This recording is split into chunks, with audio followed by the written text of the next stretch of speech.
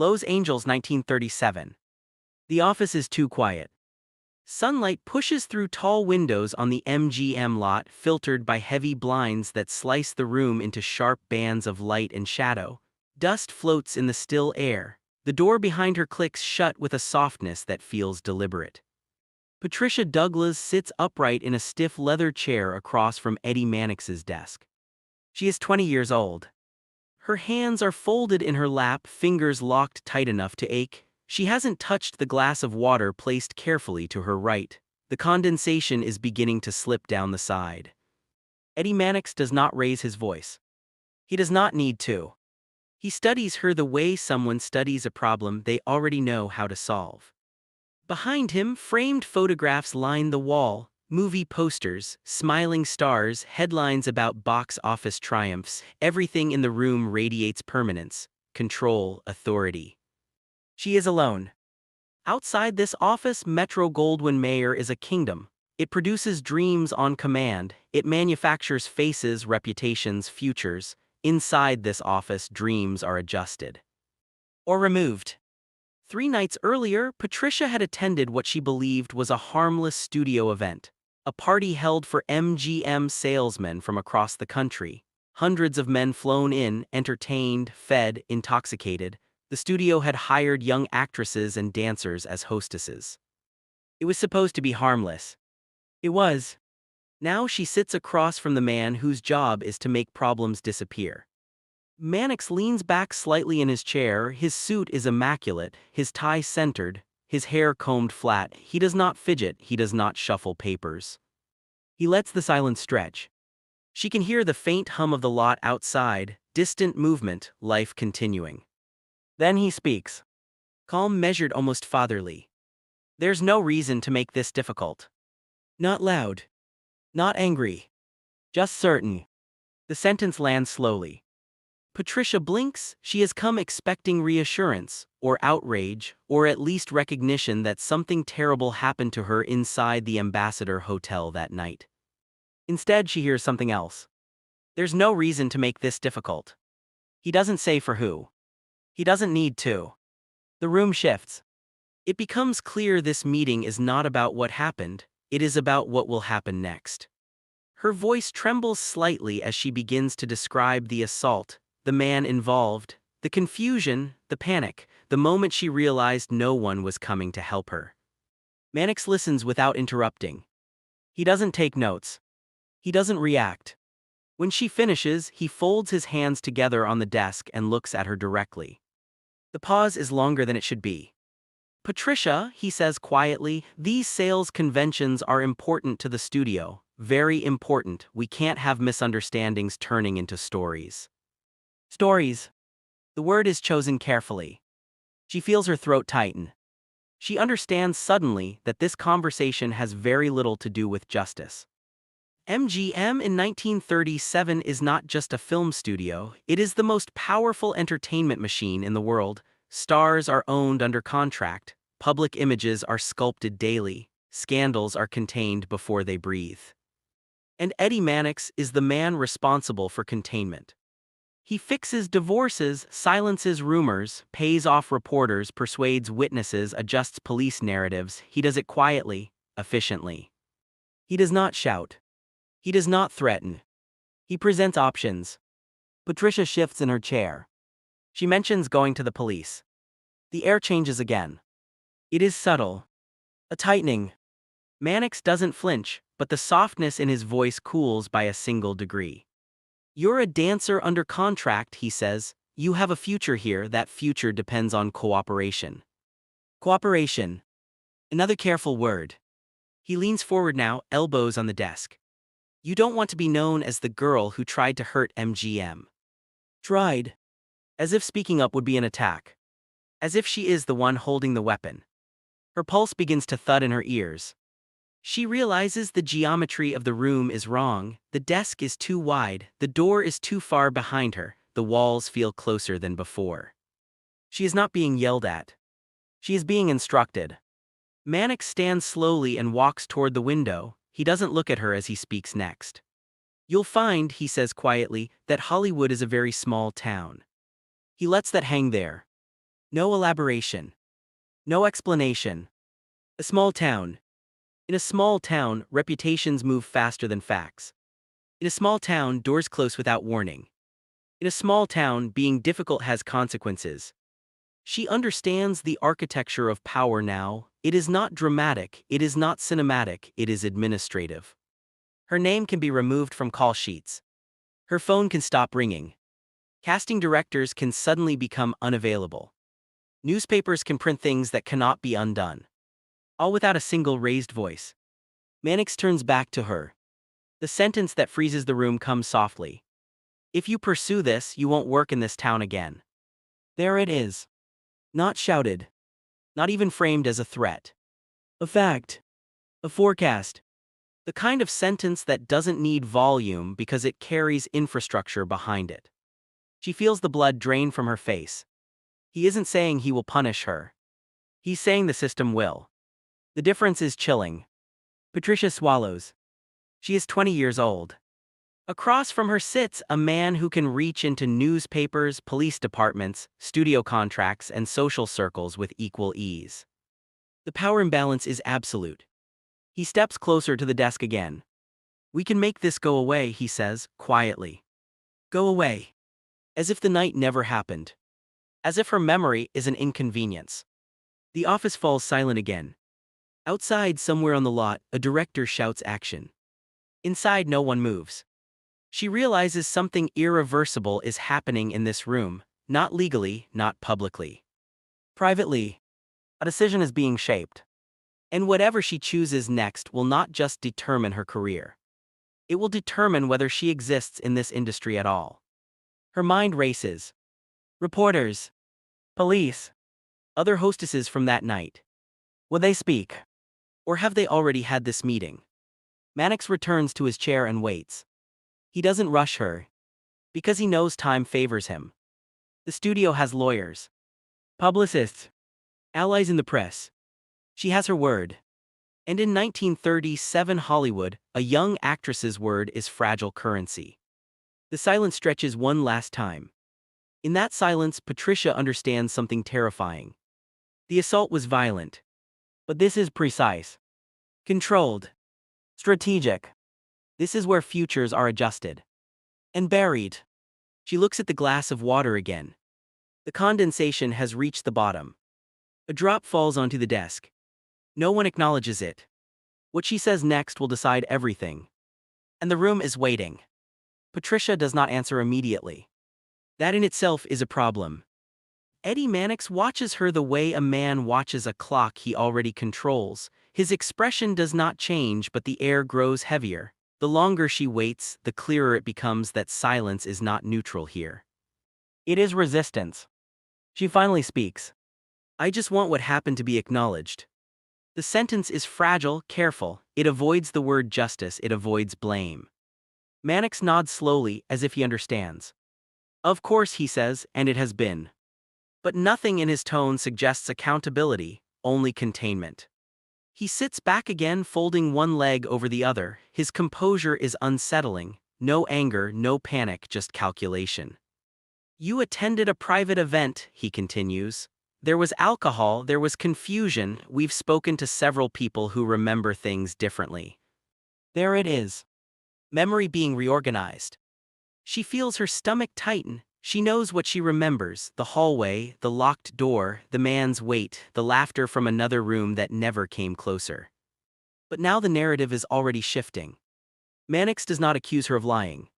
He does something more effective. He introduces doubt. Witnesses, he says carefully, are not consistent. He lets that settle.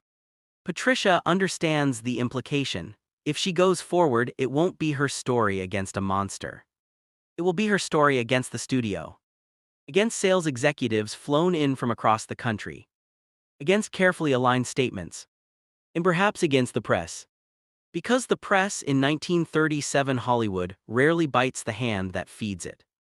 MGM is not just powerful, it is generous. It provides access, interviews, exclusive photographs, set visits, stars on demand. Newspapers depend on that access. And Mannix knows it. He leans forward slightly, lowering his voice. You're a young woman at the beginning of your career. Headlines can be unpredictable. He doesn't specify what those headlines might say. He doesn't need to. Unstable. Attention-seeking. Difficult. Loose. The kind of words that linger longer than any court ruling. She shifts in her chair again, the leather creaks softly, it sounds too loud. What if I go to the police, she asks, quieter now. It's the first time she has said it plainly. Mannix's eyes narrow by a fraction, not in anger, in assessment. You're free to do that, he replies. Free. Another carefully chosen word. But you should understand, he adds, that the police were present at the hotel that night. They didn't see anything criminal. That is not entirely true. Officers were there, but they were not looking for what happened in locked rooms. Still, the message is clear. Even authority has been pre-softened. Patricia realizes something cold. The system is already leaning in one direction. The room feels smaller. Mannix stands again, this time walking around the desk, not aggressively, casually, as if stretching his legs. He stops beside her chair. The proximity changes everything. We protect our people, he says quietly, that's how this works. Our people. The phrase lands heavily. She understands she is not included in that category. Protection is selective. She looks straight ahead, not at him. Her voice is barely above a whisper. And if I'm not quiet? He doesn't hesitate. Then you'll be alone. The sentence is simple. Not theatrical. Just true. In Hollywood, isolation is fatal. She pictures her contract quietly dissolved. Her name drifting off casting lists. Directors suddenly unavailable. Friends advised gently to keep distance. No official announcement. Just absence. Mannix steps back behind his desk. The distance returns, but the message remains close. You're talented, he says. It would be a shame for that to be overshadowed. Overshadowed. As if she is the storm cloud. As if the violence was weather. He opens a drawer and removes a document. A statement. Typed. Prepared.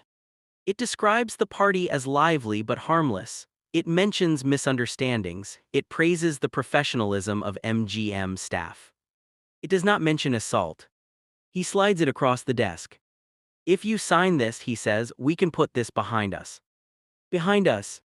She reads it slowly. Her hands shake slightly, but she keeps her face still. The document is not dramatic. It does not force her to deny everything outright. It simply reframes the night as exaggerated. As confusion. As youthful misinterpretation. It is surgical. She understands now that the real power here isn't brute force. It's narrative control. If she signs, the story becomes fixed. If she refuses, the story becomes contested. And contested stories are dangerous for young actresses. The silence stretches again. But this time it feels different. It feels like a clock ticking down. Patricia sets the paper back on the desk. I can't sign that, she says. There is no defiance in her tone. Just resolve. Mannix studies her for a long moment. Something hardens almost imperceptibly. He nods once. Very well. No argument. No raised voice. Which is worse? Because calm acceptance means the next steps are already prepared. He gathers the paper and places it back in the drawer. You should think carefully about what happens next, he says. Hollywood has a long memory. Long memory. Another quiet warning. The meeting ends without ceremony. No handshake. No dramatic exit. She stands, legs slightly unsteady, and walks toward the door. Her hand pauses on the knob. For a split second she considers turning back, signing, making it disappear. But she doesn't. She opens the door and steps back into the bright California sun of the MGM lot. Everything looks normal. Crew members carry equipment, secretaries walk briskly between offices, somewhere a star laughs loudly. The machine hums on. Unbothered. She walks past sound stages that create fantasy kingdoms, romantic dramas, heroic triumphs. None of them reflect what just happened inside that office. That's the point. Power in Hollywood is rarely loud. It is procedural. And it has already begun moving. Within days, subtle changes occur. Her scheduled dance rehearsal is postponed. Then cancelled. A small role she was promised becomes unavailable. Her agent becomes difficult to reach. Not hostile, just distant. Phone calls are not returned as quickly. Conversations feel shorter. The erasure is not dramatic. It is administrative. Meanwhile, whispers begin. She hears that studio executives are calling her unstable. That she exaggerated. That alcohol was involved. That she misinterpreted attention. The story is spreading without her. She speaks to a reporter at one point. He listens politely, takes notes. The article that appears days later is cautious, balanced. It emphasizes conflicting accounts. It highlights the importance of MGM to the local economy. It does not accuse the studio. It questions her credibility gently, skillfully. She feels the ground shifting beneath her. Mannix never calls her again. He doesn't need to. The consequences speak on his behalf. Weeks pass. The police investigation stalls. Witnesses contradict. Salesmen deny. Studio lawyers advise patience. Patricia begins to understand something devastating. The assault was a single night. But this is sustained. Calculated. The punishment is not imprisonment. It is invisibility. And invisibility in Hollywood is a slow death. One afternoon, she learns through a third party that MGM has officially distanced itself from her. Not publicly. Contractually. Quiet clauses activated. Opportunities rerouted. She realizes the sentence spoken in that office wasn't a threat. It was a blueprint. If you pursue this, you won't work in this town again. The words echo differently now. Not as intimidation. As prophecy. In the most unsettling part. The studio never needed to attack her directly. It only needed to stop protecting her. In a town built entirely on protection. That is enough. She stands outside another studio gate one morning, waiting to meet a casting assistant who never arrives. Cars pass. Security guards glance at her briefly, then away. The sun is bright. The future is not. And somewhere inside MGM, the machine continues smoothly untouched. By early 1938, Patricia Douglas understands something that no one has said to her directly. She has already lost. Not in court. Not in headlines. But in access. The calls have stopped completely now. Auditions she once would have been invited to never reach her. Studio gates that used to open without question now require explanation. Her name, once lightly penciled into potential roles, has been erased with the same quiet efficiency that built it. No announcement. No public blacklist. Just absence. She continues to pursue the case. Against advice. Against pressure. Against the carefully constructed fog that now surrounds the story. The man accused, a sales executive named David Ross, remains protected by ambiguity. Witness statements remain inconsistent. Studio attorneys frame the night as chaotic but harmless. The Ambassador Hotel staff recall nothing conclusive. The system does not crush her in a single blow. It exhausts her. Depositions drag on, questions circle back to her character, her choices, her movements that evening, what she wore, how much she drank, why she attended. Each answer feels like stepping deeper into a trap designed long before she entered the room. And always in the background is MGM. Not overtly obstructing. Just present. Influential. Respected. Reporters grow less interested, the story lacks spectacle. There is no smoking gun, no confession, no dramatic twist, just a young actress insisting on something that powerful men describe as confusion. Eventually, the criminal case collapses. Insufficient evidence. Conflicting testimony. The language is clinical. Patricia hears the decision in a small room with her attorney. The words blur slightly, not because she didn't expect it, but because expectation doesn't soften impact. Outside, Los Angeles continues without pause. Soundstages hum. Premieres glitter. Stars smile beneath flashbulbs. No one mentions her name. That is when the full weight of Mannix's sentence settles in. If you pursue this, you won't work in this town again. He never needed to enforce it directly. The enforcement was systemic. Producers avoid risk, directors avoid controversy. Agents avoid clients who complicate relationships with studios. Patricia becomes a complication, not a victim, a liability. Years pass. She attempts to rebuild quietly, smaller roles, work outside major studios, but the momentum is gone. In an industry fueled by visibility, even a brief disappearance can be fatal. And hers was not brief. She eventually leaves Hollywood.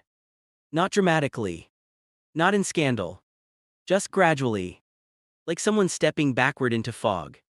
The story itself fades into footnotes, occasionally referenced in industry gossip as an unfortunate misunderstanding, sometimes framed as an overreaction, rarely examined as a power struggle, because that would require acknowledging how much power existed.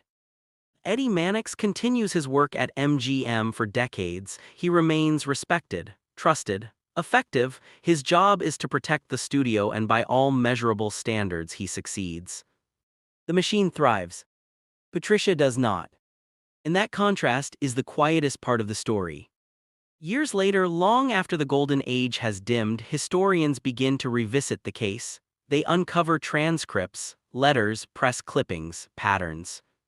They notice how swiftly narratives were redirected, how newspapers softened language, how certain witnesses appeared suddenly aligned. They notice the architecture of containment. But by then the damage is historical, not immediate. The fear in that office in 1937 was not fear of violence. It was fear of erasure. And erasure is harder to prove. Patricia Douglas lives a long life. She speaks about what happened occasionally when asked. Her voice carries no theatrical bitterness, just clarity, the kind that comes from understanding too late how large the machinery was. When she describes that meeting with Eddie Mannix, she does not recount shouting. She remembers calm, politeness, precision. She remembers realizing that the real battle was not about truth.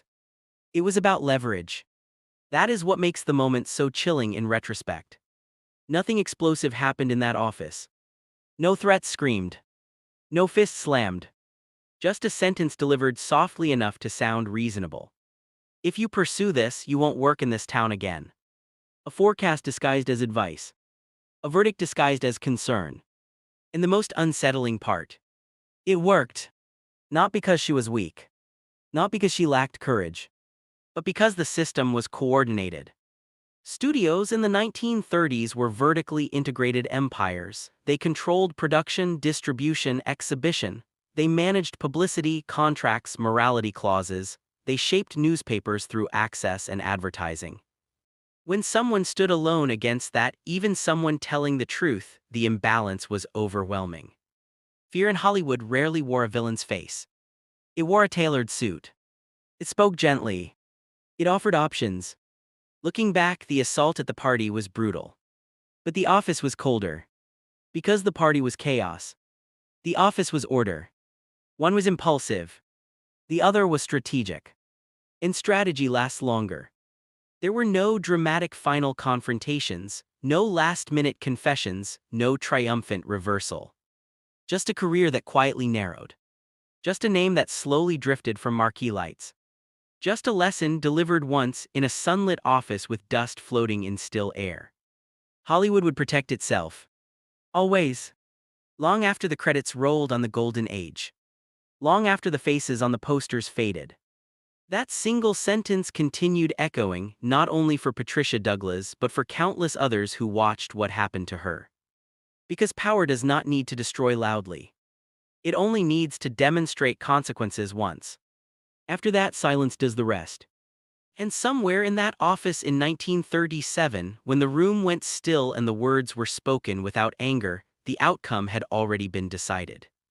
Not in a courtroom. Not in a headline. But in the space between a young actress and a man who understood exactly how small Hollywood could become. The door had closed softly. And it never fully reopened.